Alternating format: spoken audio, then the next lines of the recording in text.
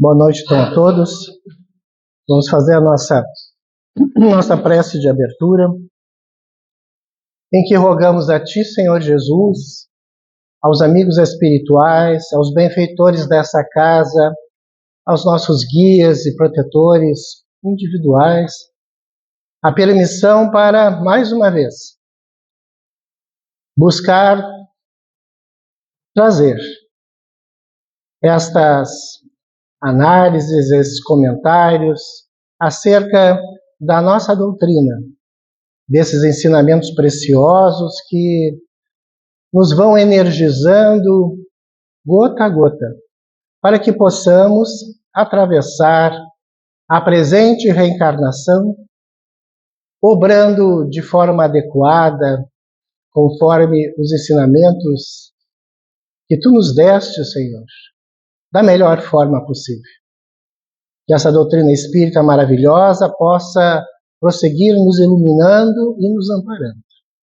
E em Teu nome, e em nome dos bons espíritos, aos quais acreditamos como sempre o êxito de nossas atividades, abrimos o encontro da noite de hoje. E que assim seja, então.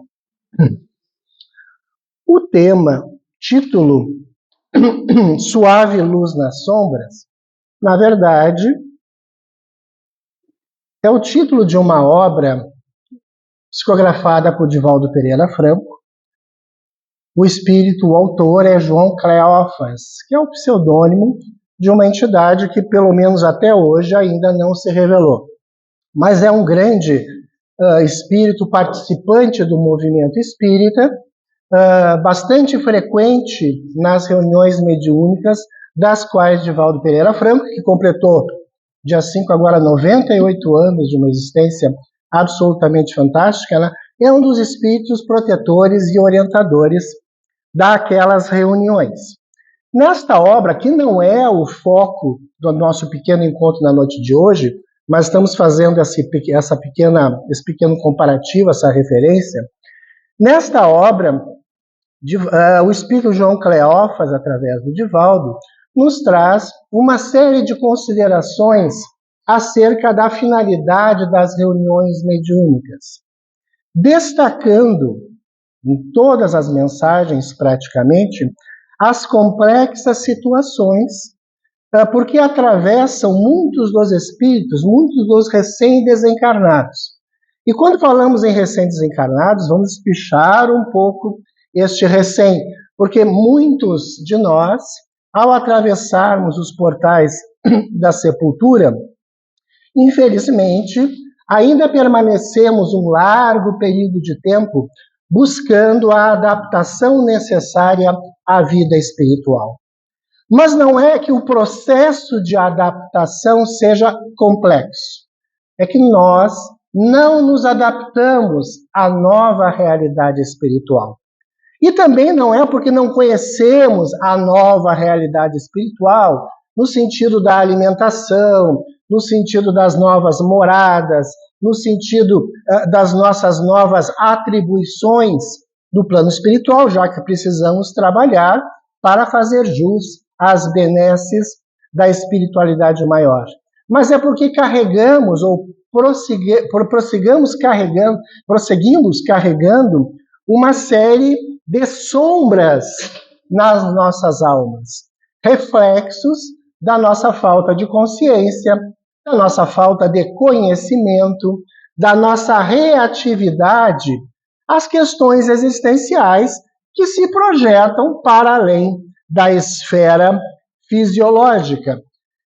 Nós imaginamos, os que não estamos muito conectados com o espiritualismo em geral, em especial com o espiritismo, que a morte física tenderia ou ao aniquilamento total da personalidade, ou seja, voltaríamos a um zero absoluto, ou ainda que espiritualistas sejamos, que a vida espiritual irá apagar ou reduzir estas sequelas comportamentais de entendimento, das nossas dificuldades de adaptação na Terra, das nossas dores morais.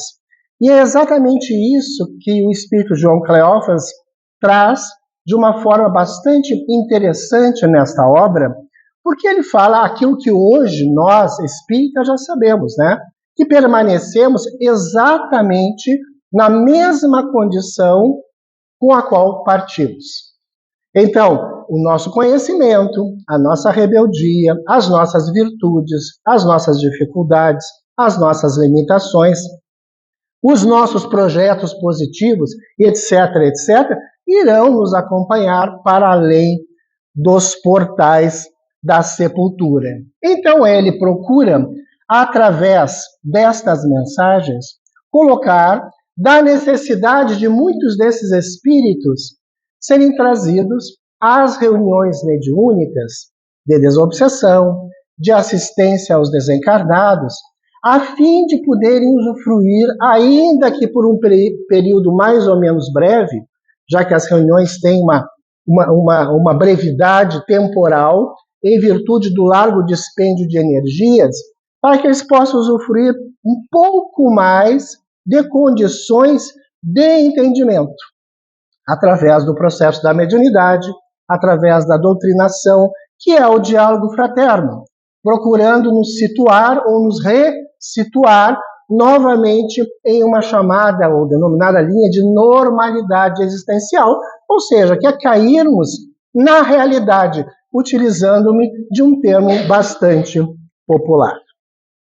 Mas poderíamos ampliar esta questão, título, de suave luz nas sombras, por consequência, já que nós estamos aqui no mundo, no momento causal, que irá refletir no momento posterior espiritual, e falar rapidamente, tecer breves comentários acerca desta questão das sombras, né, num sentido bastante amplo, embora todos nós já tenhamos ideias a respeito.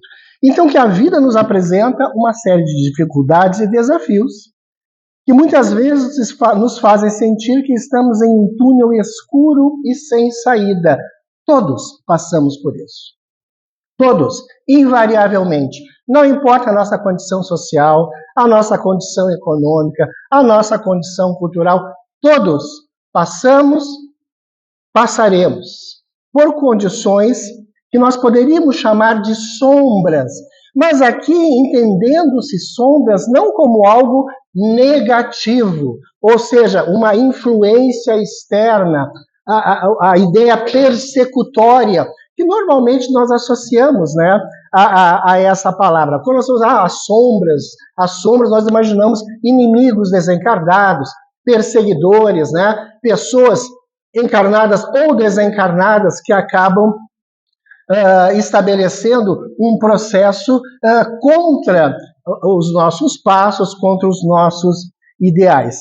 Então, o mais importante, acima de tudo, é nós termos a consciência plena e absoluta, e pode parecer muito óbvio o que eu estou comentando, mas que todos nós passaremos por momentos de sombras, né? Porque faz parte do processo evolutivo. Não importa a religião em que estejamos inseridos, não importa o conhecimento que nós já tenhamos adquirido, não importam os suportes que podem estar ao nosso lado na existência, desde o suporte familiar, amigos, né, familiares mais distantes, companheiros de jornada dentro de uma associação religiosa, não importa. Nós teremos momentos de sombras, porque, mais uma vez, faz parte do processo evolutivo. Ela é ainda crucial para que nós aprendamos a fazer as diferenciações necessárias a fim de introjetarmos verdadeiramente conceitos que, se estivéssemos em um caminhar constante, absolutamente tranquilo, não conseguiríamos. Quando nós falamos em provas e expiações, e me utilizando do termo que a doutrina espírita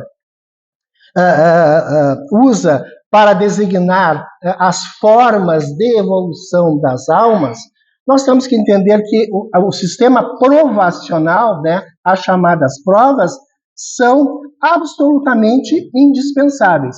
Porque nós temos uma tendência de compreender a expiação, no sentido de que alguma coisa que eu fiz no passado, distante ou mesmo mais atual, precisa ser recomposta.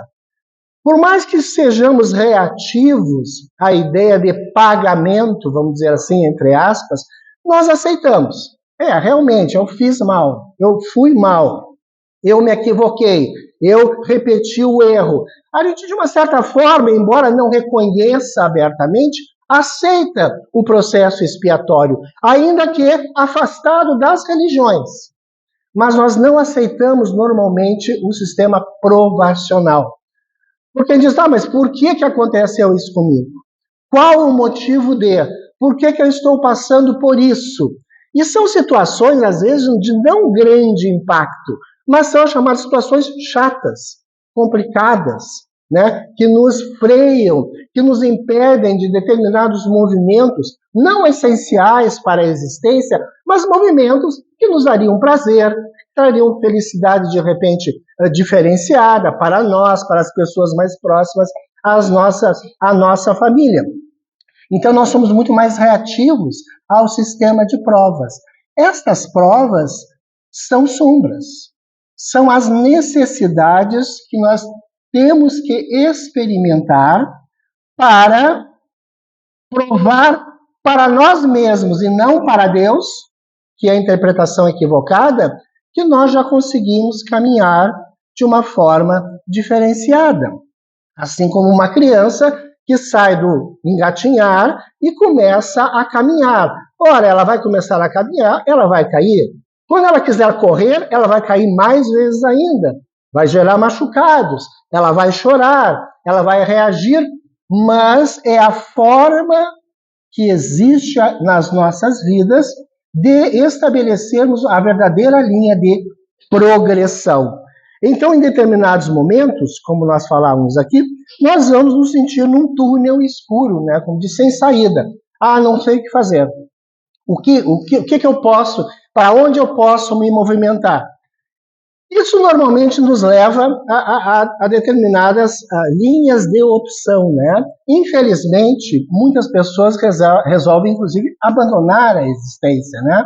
Quando o suicídio lhes transparece ser uma porta fácil, né, de solucionar a questão. Outras pessoas aguardam, né, que o tempo lhes mostre os verdadeiros caminhos, que outras portas sejam abertas para que haja uma administração dessa situação. E é exatamente essa que é a proposta da doutrina espírita. A casa espírita, que ensina a doutrina espírita, que prega a doutrina espírita, nos utilizando de uma terminologia mais conhecida, ela jamais se propõe, como nós temos repetidamente falado, a solucionar problemas de ninguém. Quer solucionar? Vá na casa espírita. Não vá. Porque ela não soluciona problemas.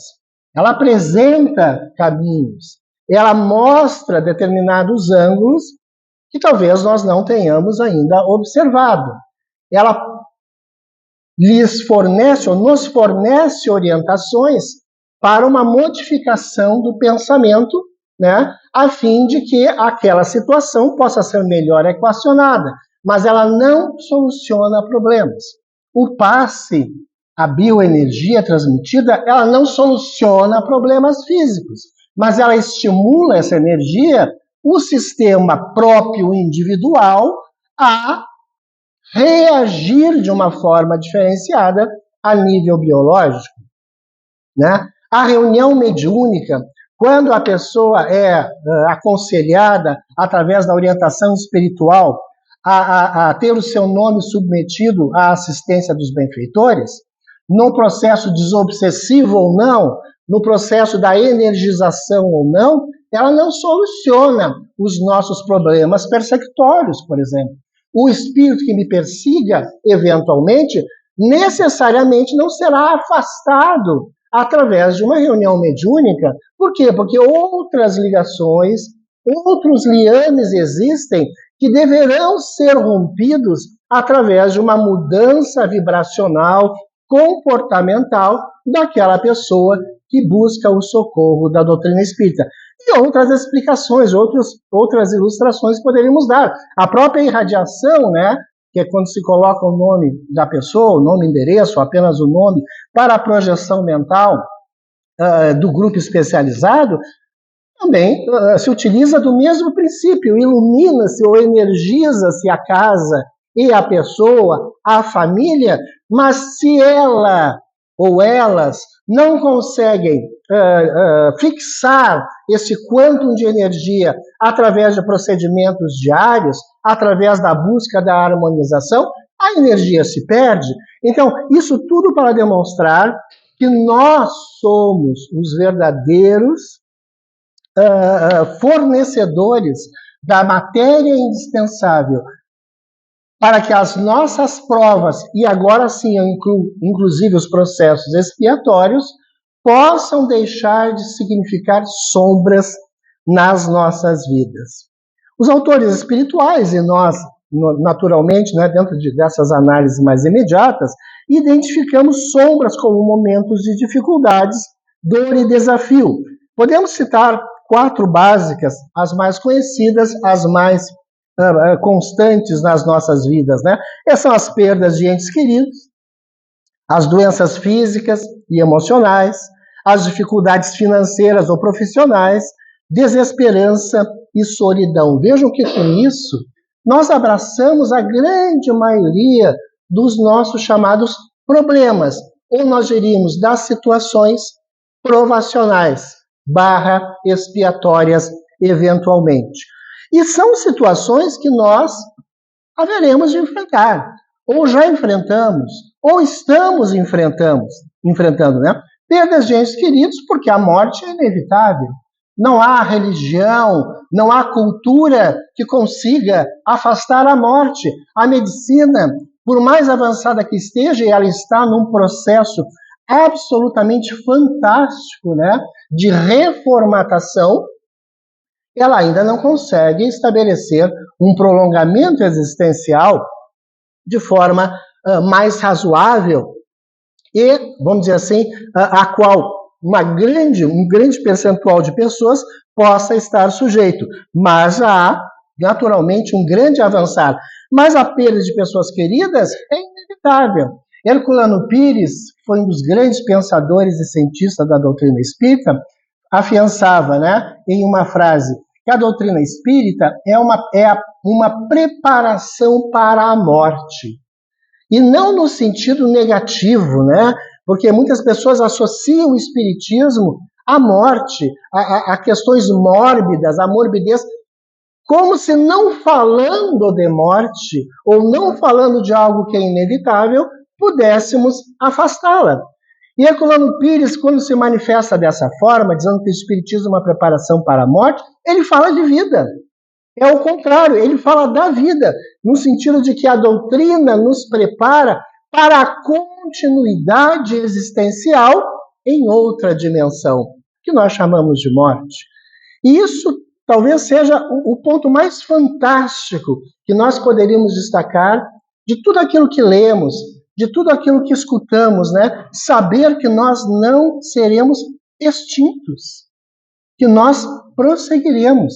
E não apenas vibratoriamente, né? Mas nós prosseguiremos, inclusive, em ciclos de retorno à vida material e muitas vezes muito próximo dos nossos entes queridos que acabamos de deixar.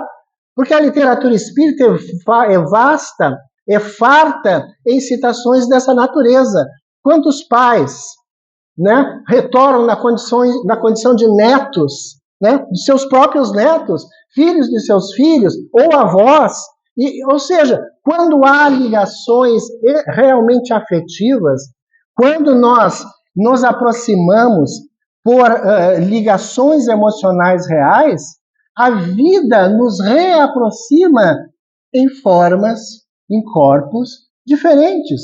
Então não é nem mais a existência espiritual apenas, né? A existência em outra dimensão, mas é a possibilidade, inclusive, do reconviver materialmente com aquelas pessoas das quais nos afastamos temporariamente. As doenças físicas e emocionais são sombras, sim, nas nossas vidas. Mas o Espiritismo é fantástico quando diz que há uma grande diferença, né, em a pessoa estar doente, né, e a pessoa ser doente.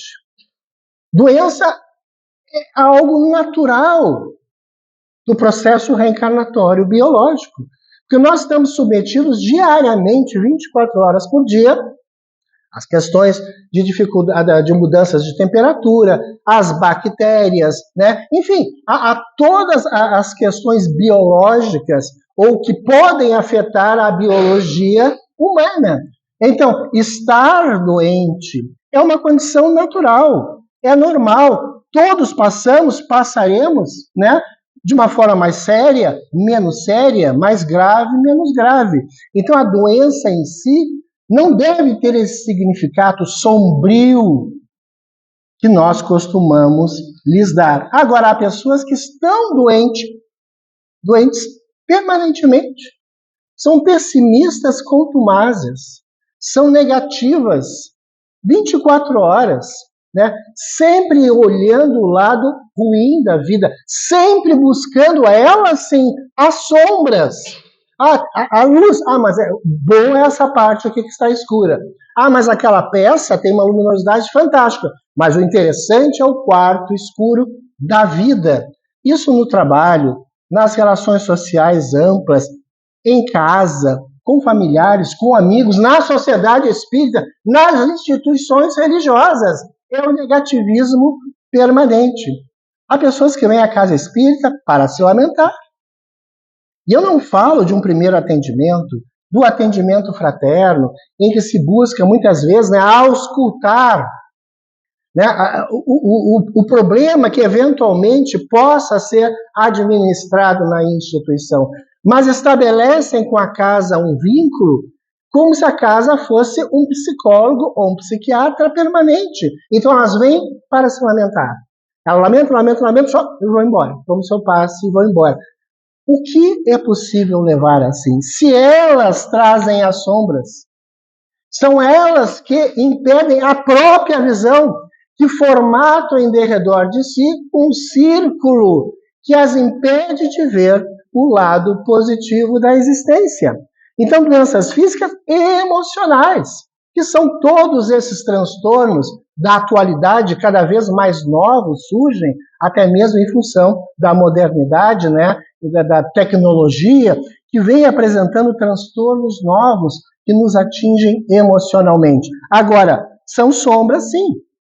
São sombras que podem e devem ser trabalhadas para não obstaculizar a nossa caminhada. E as dificuldades financeiras ou profissionais, supernatural, né? Em um mundo em evolução, como disse, em um mundo que cada vez mais demanda um profissionalismo que deve ser capacitado praticamente de uma forma diária, né? Tentando acomodar-se aos novos conhecimentos, às novas necessidades, às novas demandas. Claro que isso vai provocar em determinados momentos sombras nas nossas vidas. Será que sou capaz? Será que sou eficiente? Será que eu consigo uma vaga no mercado de trabalho? Será que a minha vaga no mercado de trabalho será permanente? Ou seja, todas as questões naturais do dia a dia. E a desesperança e solidão que, de uma certa forma, resume todos esses nossos anseios do dia a dia, todas as situações provacionais, doenças, perdas de entes queridos ou afastamento, dificuldades financeiras. Ou seja, realmente atravessamos sombras nas nossas vidas. Mas o que fazer? Desistir? Colocar tudo nos ombros das religiões? Não acreditamos que seja a melhor forma. Essa suave luz nas sombras é o que nós buscamos. Nós não buscamos um holofote que irá nos descortinar um caminho absolutamente límpido, claro, objetivo. Quando envoltos nessas sombras naturais do dia a dia, nós buscamos uma luz suave, no sentido de que que também não nos ofusque, não nos passe uma falsa ilusão de verdadeiras saídas, mas uma luz que se abre aos poucos e que nos permite ter uma visão lateral, uma visão mais ampla, sair apenas deste corredor que nós criamos ou onde nós estamos no presente momento para poder divisar algo mais. E essa luz se manifesta de várias maneiras, segundo a doutrina, né? Primeiro, a fé no amor divino. Falar de espiritismo, como nós falávamos, né, desde o início do nosso encontro, é falar de Deus. Né? Desnecessário repetir, mas sempre válido, né? A questão número 1 de O Livro dos Espíritos. Que é Deus? Então, Kardec e os bons espíritos dizem de uma certa forma, olha, se você quiser se aproximar dessa doutrina espírita que nós estamos lançando hoje, 18 de abril de 1857, abra o primeiro livro, Livro dos Espíritos, e veja a questão número 1. Se você passar por ela, continue. Se aquela questão não for suficiente, ou dizer, que bobagem, desista. Porque tudo aquilo que nós estabelecemos, a nível de consolação, a nível de uma suave luz, nasce da ideia da fé no amor divino, ou seja, da existência de Deus. Então, o que é Deus? Causa primária de todas as coisas, inteligência suprema. E ponto. Se eu disser, é isso aí, concordo. É a causa primária.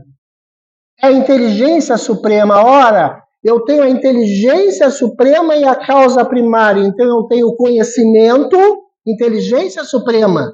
E causa primária, a força. Ora, alguém que, ou a energia que, para não trazer, né, para não trazê-lo à semelhança do homem, né? Mas a inteligência que tem ao seu alcance a força, consegue tudo. Então, aí eu sigo o caminho que eu estava querendo empreender. Então, a luz se manifesta na fé, no amor divino, ou seja, na crença em Deus. Segundo momento, para nós, espíritas, o apoio dos espíritos. Os espíritos amigos sabem dos nossos problemas, sabem quando nós estamos imersos nas sombras, sabem, anteveem, conhecem os momentos nos quais estamos vivendo. Aquilo que nos influencia, o quão pernicioso possa estar sendo aquilo, qual o nível de dificuldades de eu superar esta barreira de sombras.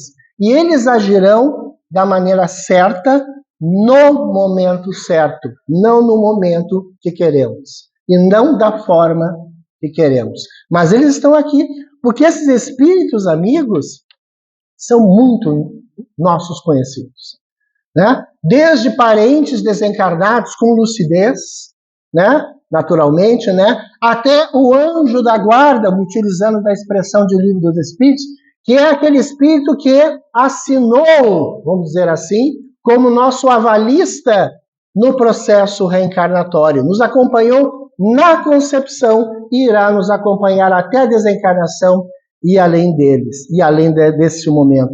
Então ele está ao nosso lado, ele sabe, e Deus age através deles, né? Através dos seus prepostos, chegando àquele que está conectado a nós mais intimamente. E é a doutrina espírita, que para nós é a grande materialização da luz. Porque ela nos apresenta esses conceitos todos através dos seus princípios, né? A imortalidade da alma, a comunicabilidade, a pluralidade dos mundos habitados, a evolução permanente, né? Dentro do seu arcabouço estrutural, nos apresenta todos estes caminhos de solução para as nossas inquietações. É ela, sim, que irá ser a nossa luz suave, a partir do nosso acompanhamento, a partir dos nossos estudos, a partir do nosso interesse em nos aprofundarmos mais nessas questões que são de grande complexidade. Nós estamos falando de existência, Nós estamos falando de vida, nós falamos de continuidade. Não são questões pueris, são questões extremamente complexas. Então, essa suave luz nas sombras, hoje, para nós, é oferecida pela doutrina consoladora, a partir das suas obras variadas, a partir do Pentateuco, né? Principalmente as 5 obras básicas fundamentais, através dos 4, 5 mil títulos de livros que expõem a espiritualidade, a vida após a morte, através das obras que nos propõem um mergulho interior, a busca da luz interior para que ela brote também de dentro para fora, e tudo isso se converte em caminhos para nos afastar das sombras. Mas, mais uma vez enfatizando, é uma luz suave, que nos cabe perseguir e, a partir dos próprios esforços, ampliar até que nós estejamos em relativa paz, dentro do que é possível conquistarmos na presente reencarnação, em um mundo que ainda é de provas e expiações, mas que está marchando já de uma forma célere para a regeneração. Essa é a proposta. Não salvo.